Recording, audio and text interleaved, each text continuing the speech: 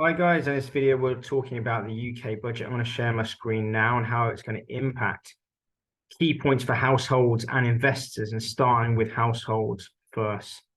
So let's have a quick look. Okay, so government subsidies are going to help the UK households by reducing reducing the bills cost, which is approximate saving of £500 a year. I've put this as a medium-sized impact because it's only really going to impact the share of wallet of a household by 500 quid, which is, probably about 2 or 3% of approximately £20,000 if both parents are working on average 20,000 net 500. So it's a bit of a change, but it's not a huge change.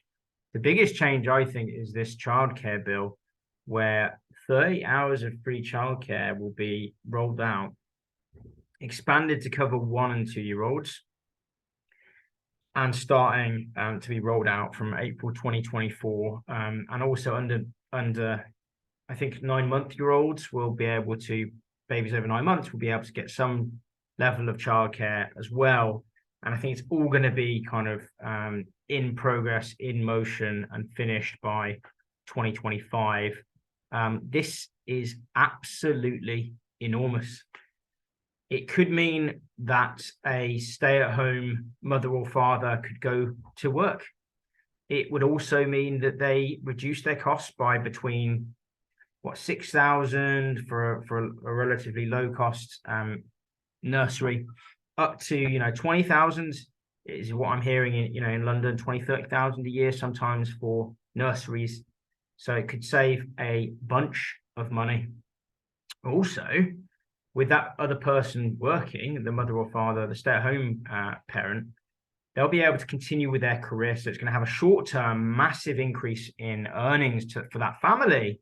And also in the medium term, they'll be able to carry on with that career trajectory that they may have been on before having children, which will create a lot of income, and also maybe even create a consumer boom. Because if households have an additional 10, 20, 30,000 a year coming in, plus they're saving that money that would have gone on to childcare, they may consider either having more children, or indeed spending or saving, investing that kind of money in other things. It might mean more money on a new car or a holiday, or greater expenditure going to restaurants, or on their own hobbies and interests, or travel, whatever it is, it's going to get spent, and that could create a mini consumer boom. Also, it eases up family economics to have more children, which could create a baby boom. I know I've been having discussions with my wife, and this greatly enables people to consider having more children, because the cost of childcare in London, I believe, before this bill was enacted, or before this policy was announced, was I think it was the largest cost of childcare in the world. The worst place to raise children financially in the entire world, or at least probably in the top 1 or 2. There may be some obscure places, maybe in Bahrain, or in some random places, but London is widely known to be awful in terms of the cost of raising children in London. Now that is being combated. Interestingly enough, I'm on holiday in Spain, and they don't pay for childcare here.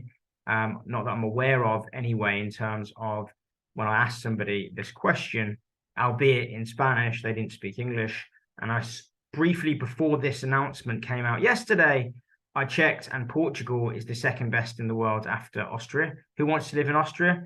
Not that many people, but Portugal is obviously very enticing. Maybe that might mean that people that were considering moving to Portugal for those reasons might reconsider. Indeed, maybe some people that live in Portugal might consider moving back to the UK. I don't know. All I know is that this, for me, has the largest impact for investors. Because if you think about it, if there had been a recession over the next few years, this could mean that thousands of people remain in the workforce.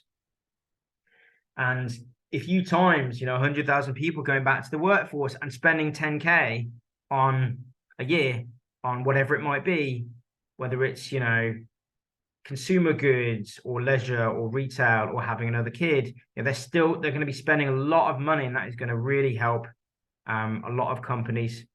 to generate revenue and profits. The third point is about immigration rules to be relaxed for 5 roles in the construction sector to ease labor shortages.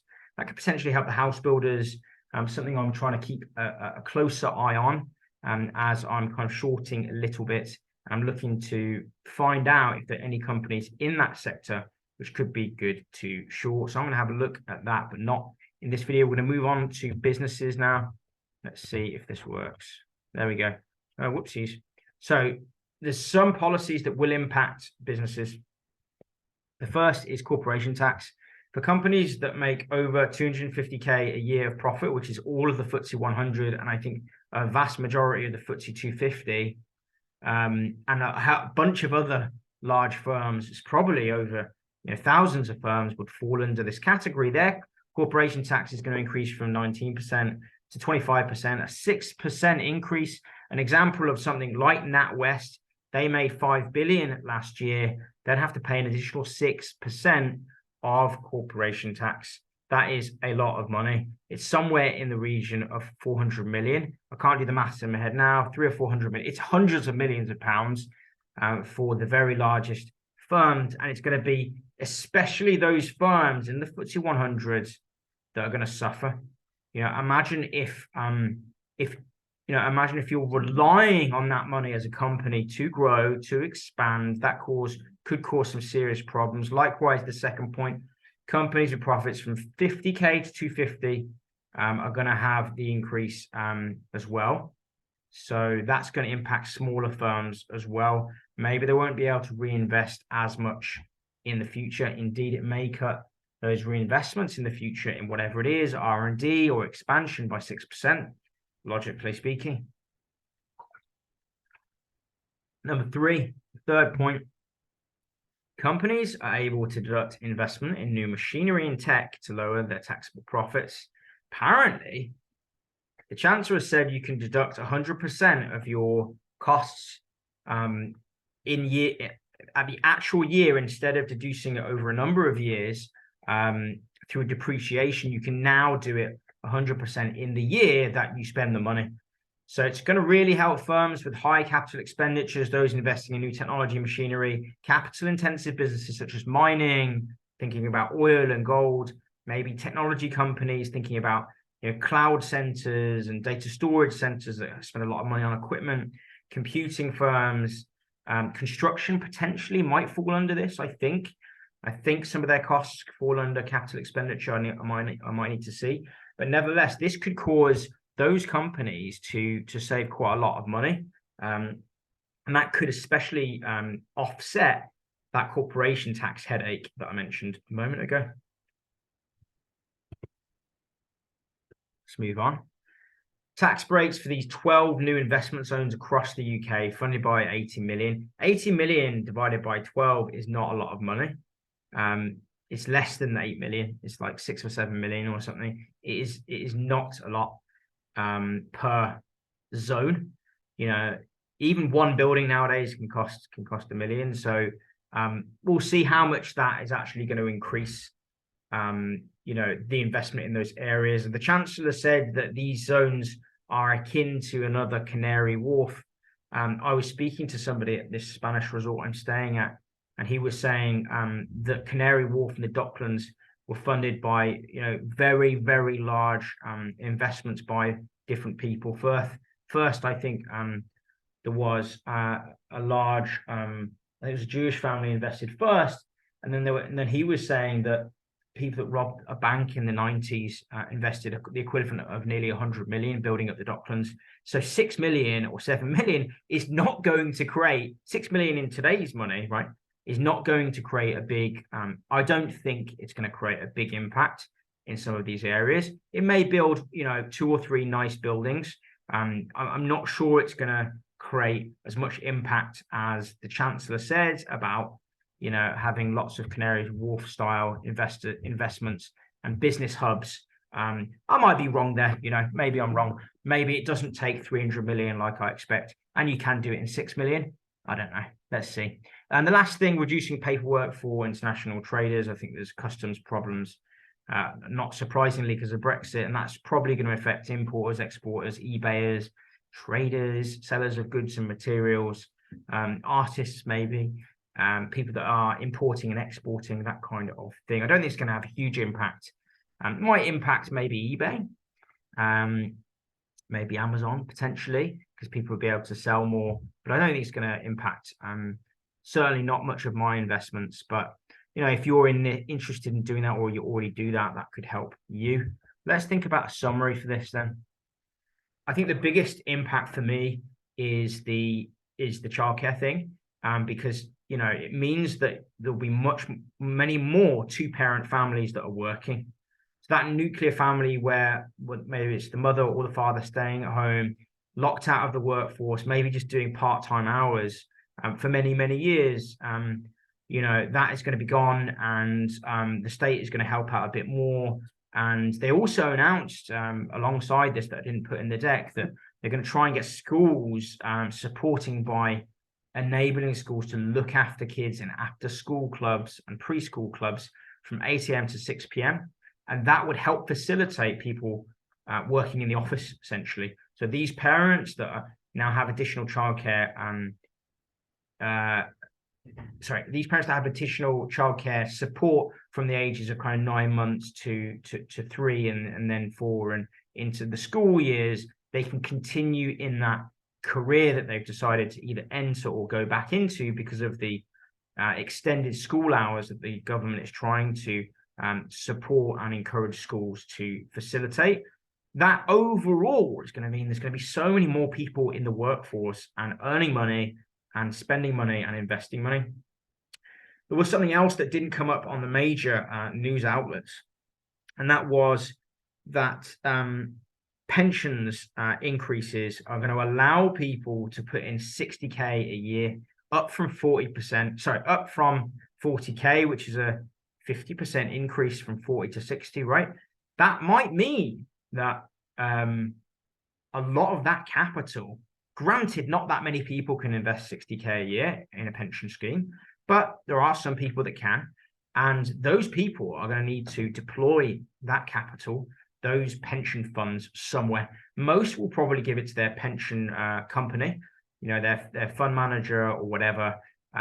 Some will have a SIP or something like that with Hargreaves Lansdown or somebody else. And nevertheless, the impact might be that there might be a definite increase in retirement funds going into the market. I personally think that this could cause an uptick in assets, and you might see a bounce. I have publicly predicted a correction, if not a crash, in the financial markets and in the property sector. I wonder if, given time in the next year or two, there might be a recovery based on these factors from the mass market segment. The parents and the young families, they're getting a lot more support, so they'll be earning and spending, and the higher earners are going to pump a lot of money probably into the markets because of this new pensions reform. I think they've also gotten rid of the cap, so you can invest, I think it's more than $1 million now. It might even be unlimited. I haven't checked. Obviously, I haven't got $1 million in savings, so it doesn't affect me personally. Nevertheless, I think these changes are material for investors. Let's think about the sectors that I personally invest in. I do invest in retail, in the food sector and food and beverage sectors, fast service and fast casual and fast food restaurants. And they're going to benefit from all of these changes. Likewise, the suppliers to those companies, I invest in robotics, and those, had there been a serious, recession, people would cut back probably. But I don't think that's necessarily going to happen. There has been an uptick in corporate insolvencies, which I've reported on this YouTube channel. Nevertheless, I kind of feel that this is going to cushion the economy. I expect families to spend more. So this is kind of interesting. Let me know what you guys think in the comments section below. If you got any comments, queries, questions, anything, let me know. Love to hear from you guys. Remember that I report on all sorts of different industries. Personally, this channel is dedicated to progress, mine and hopefully yours as well. And I hope you find value from this channel. I'm covering things like investing in the stock market and angel investments. I cover a little bit about property and just general things like that. So if you're interested in learning more about that, definitely check out my other videos. Remember, guys, that knowledge is power, especially the right kind of knowledge, and progress is everything. I'll see you guys in the next upcoming video, which is likely going to help you. One of these, check them out. Like and subscribe, and I'll see you guys in the next upcoming video. Take care.